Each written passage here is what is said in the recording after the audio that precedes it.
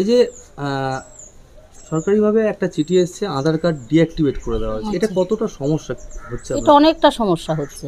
হঠাৎ করে কি এটা বুঝতে পেরেছিলেন? এটা হঠাৎ করে বুঝতে পারিনি, এটা যে হঠাৎ করে এসে যাবে ওর কি বুঝতে পারে?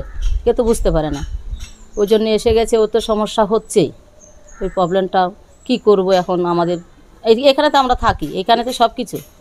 এখন ছেলে উচ্চ মাধ্যমিক দিচ্ছে, ও তো কলেজের ব্যাপারে ভর্তি হওয়ার একটা থাকে আধার কার্ডের।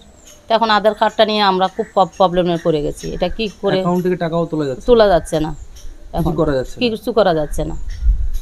মানে মানে কি করবেন তাও বুঝতে পারছি না।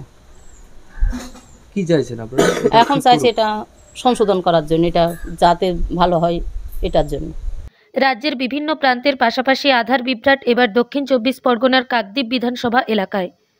কাকদ্বীপ বিধানসভা এলাকার প্রতাপাদিত্যনগর গ্রাম পঞ্চায়েত, রামকৃষ্ণ গ্রাম পঞ্চায়েত এবং স্বামী বিবেকানন্দ গ্রাম পঞ্চায়েত এলাকার একাধিক বাসিন্দার কাছে এসে পৌঁছেছে আধার কার্ড বাতিলের চিঠি। এই চিঠি আসার পর থেকে আশঙ্কায় ভুগছেন এলাকার বাসিন্দারা। এরকম একটি পরিবার প্রতাপাদিত্যনগর গ্রাম পঞ্চায়েতের দক্ষিণ গোবিন্দপুর উত্তর অংশ গ্রামের দাস পরিবার। পরিবারের 3 সদস্যের মধ্যে 2 জন সদস্যের কাছে এসে পৌঁছেছে আধার বাতিলের চিঠি। এর মধ্যে উচ্চ মাধ্যমিক পরীক্ষার্থীও রয়েছে। চিঠি পাওয়ার পর কি করবেন তা বুঝে উঠতে পারছে না দাস পরিবার। আধার বিভ্রাটে কাকদ্বীপ বিধানসভার একাধিক মানুষজন। হ্যাঁ, কতদিন আগে এটা এলো? কয়েকদিন আগে এসছে। কি চিঠি এসছে? আধার কার্ড ডিঅ্যাক্টিভেশনের চিঠি এসছে 28-এ, লেখা আছে ওখানটায়। আচ্ছা, কতটা সমস্যা কি, মানে কিছু কি বুঝতে পারছো কি বিষয়টা হলো হঠাৎ করে? না, কিছু বুঝতে পারছি না।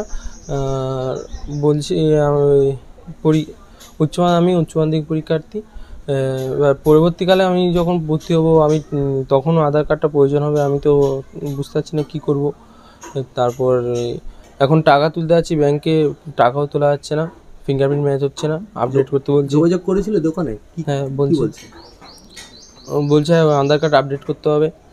এবার গেছি, তারপর কয়েকদিন পরেই এটা এসছে।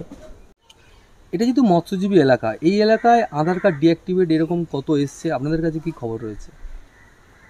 কাকদ্বীপ বিধানসভার বিশেষ করে 3-4টে অঞ্চল, এখানে প্রচুর মৎস্যজীবীর বসবাস রয়েছে। তাদের মধ্যে অনেকেরই শুনতে পাচ্ছি এবং প্র্যাকটিক্যালি আমার বাড়িতে অনেকেই এসছে যে তাদের আধার কার্ড ডিঅ্যাক্টিভেট করে দেওয়া হয়েছে। এই বিষয়টা নিয়ে আমাদের মাননীয় মুখ্যমন্ত্রী তথা পশ্চিমবঙ্গের মুখ্যমন্ত্রী মমতা বন্দ্যোপাধ্যায় আশ্বস্ত করেছেন বিভিন্নভাবে যে এই বিষয়টা উনি খুব একান্তভাবে দেখবেন। কতটা সমস্যা হচ্ছে?